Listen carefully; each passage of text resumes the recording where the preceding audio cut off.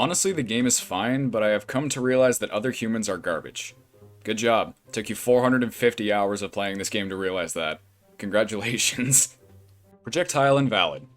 This used to be such a fun game. The way they did the static spray patterns basically keeps this as a third world game. Because of that, I really can't support the game, play the game, or recommend the game unless they fix the static spray patterns into something actually playable. 1600 hours down the drain. The way it is, aiming is complete garbage. Either you're hitting people at 400 yards with triple headshots because you spent 2,000 hours practicing alone in aim maps, or you can't hit the target twice in a row at 50 yards because of how unnatural the recoil feels for many of the best guns. I just don't get why the devs would spend such a great deal of time making a bunch of updates and immerpovments just to wash it all down the toilet with literally the dumbest spray patterns out of any first-person shooter game. Avoid.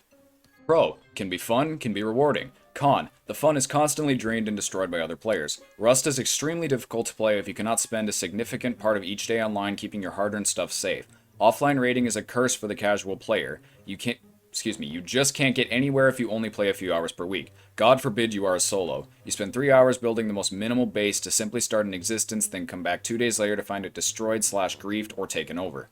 If you are budgeting less than 3 hours per day to play this game every day, don't buy it. The gameplay promotes toxic player interaction. The weaker are continually preyed upon by the stronger, irrespective of the total lack of game for the stronger player to grief the weaker. The fact that you just spent your entire weekly budget of playtime building yet another starter base, only to have it raided, again, by a bunch of high-level Chad bags that don't even need your pathetic equipment doesn't enter into the decision-making calculus of the average no-life basement-dwelling, socially inept tween/teen/prepubescent squeaker virgins that play this game.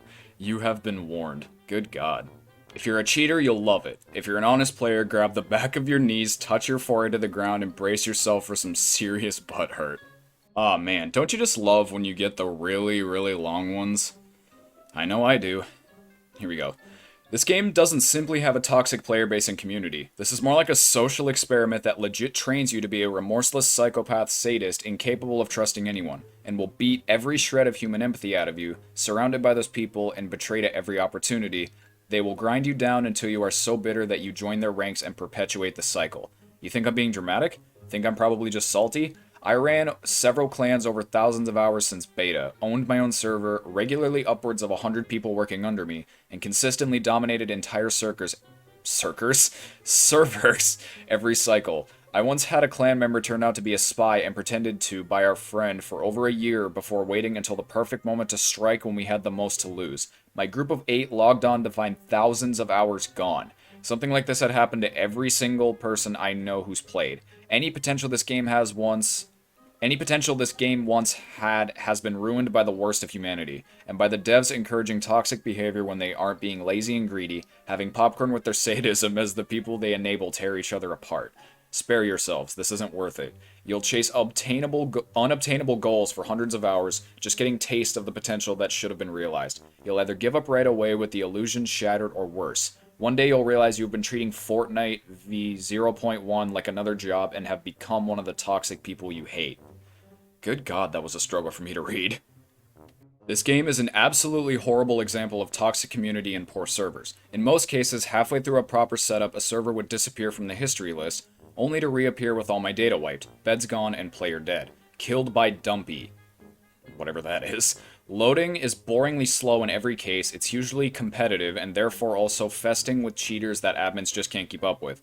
That, the toxicity, and the regular server wipes, or server crash wipes, serve up a disheartening experience that just doesn't reward you back in any way. If you're a masochist, do give it a go. This game's for masochists. Somebody hit up Markiplier. We got a job for him. I spawned naked and didn't know how to build a base. I was then attacked by a group of 4 and died. I bought this game for $60 a week later. It goes on sale for $30. That sounds like every Call of Duty game, to be honest. When you buy Rust, you're making a commitment to a new, exciting era of your life. One in which you spend the waking minute of your morning to the minute before you sleep playing this game. One in which you enter the brainless, endless cycle of getting killed, raided, looted, and respawning just to do it all over again. One in which anytime you go downstairs to eat a meal with your family is now simply seen as risking your possessions and the structural integrity of your base. One in which even the desire to go outside is a threat to your team.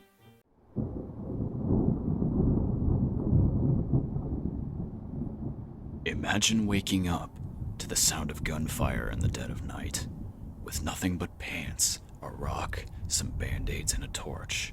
You run aimlessly through the wilderness. Your torch runs out. You hear crunching behind you. You whip around only to see a dimly lit, half-naked man wielding an axe who then yells, "Do you like rocks?" through the mic and smashes your face into death. You then respawn.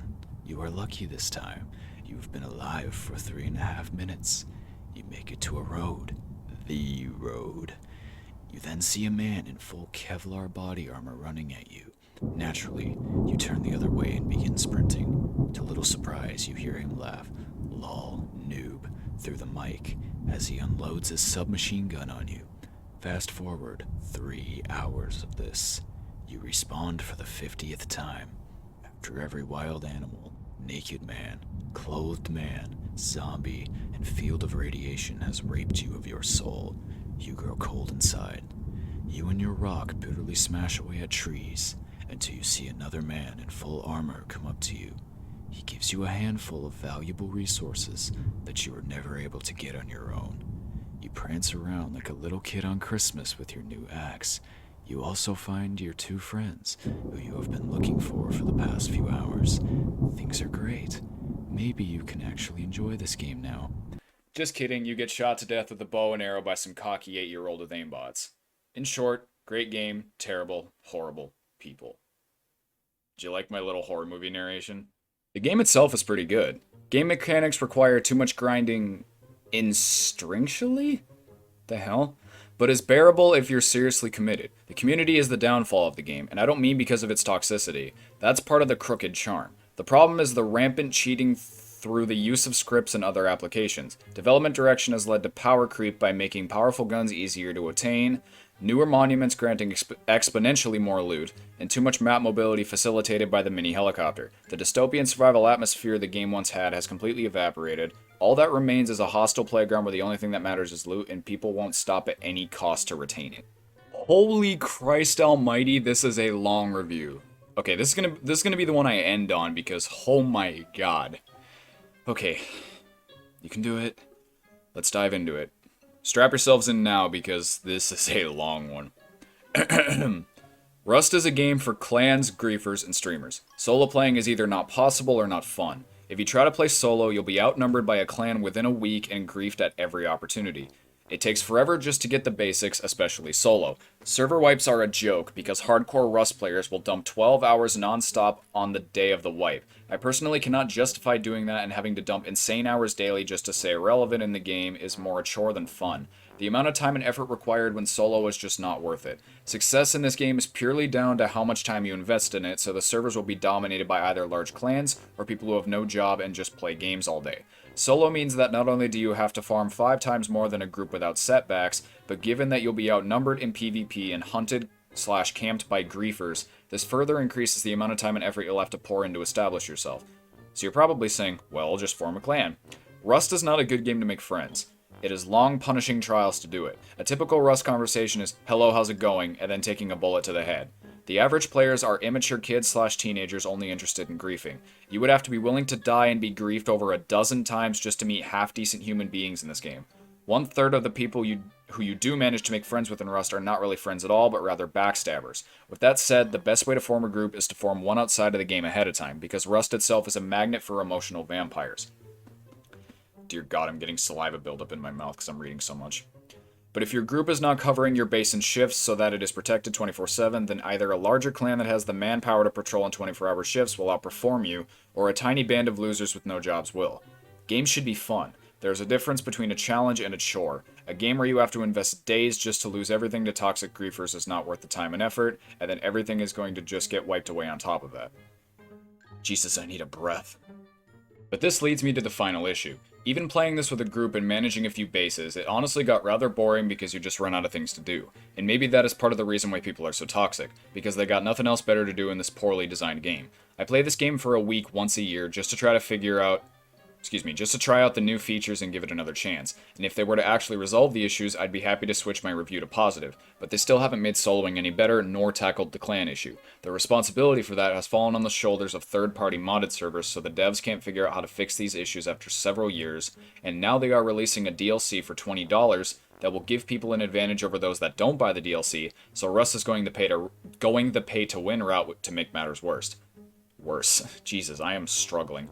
Rust devs don't seem to have any actual direction with this game. It seems to just be a sandbox like Gary's mod before, but actually inferior, with mostly useless features added on a whim, like a spinning wheel. And as a result, people only play the game to grief or like it is a battle royale, but any real battle royale game is better than playing Rust. I don't have to spend absurd amounts of time and effort in Fortnite or PUBG to PvP like you do in Rust. I will give them credit for their attempt with the safe zone outpost, but it really doesn't do anything to be fair. It doesn't offer enough or can just be camped, and older attempts like the vending machines and trading window, etc. just aren't being used enough, and in fact people are afraid to place vending machines for fear of attracting clans eager to raid. Everyone wants to be toxic all the time. There is no trading, no economy, no diplomacy. Instead, all people seem to want to do in Rust is griefing and PvP. The griefers don't kill you because they want your resources. They do it for the pleasure of knowing they made your time and effort a waste. Total emotional vampires, and there is a whole YouTube and Twitch market full of people either griefing or counter-griefing. There's also a lot of role-playing videos on YouTube, but of course it is almost always admins of servers doing it because you can't roleplay in toxic Rust otherwise. Now, with regard to PvP, my favorite type of game to play is a game that is pure PvP, but PvP in Rust is the worst kind of PvP. I will explain why. Firstly, you have to spend hours farming just to be able to PvP fairly, unless you want to use a bow or spear against a geared guy with semi or AK. That most PvP will be someone sniping you or surprise attack, especially if you're farming. That is because most people are griefing. Often you'll be far from a spawn point to retaliate, and even if you are near a spawn point, the respawn timer is insane, and then you have to traverse the massive map. If all you want to do is PvP, you have to spend more time... God, I am so done. If all you want to do is PvP, you have to spend more time traversing terrain and gathering resources than you do PvPing. Me personally, if I want a good PvP experience, I'll play a game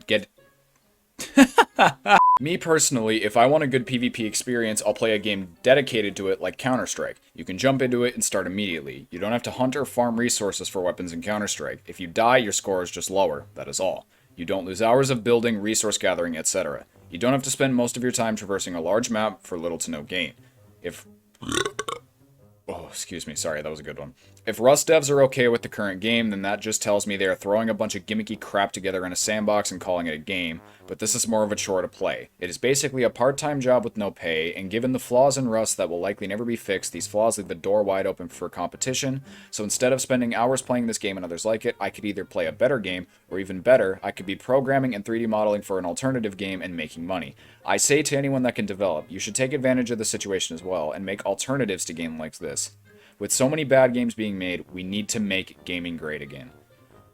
Dear Jesus, my throat is on fire.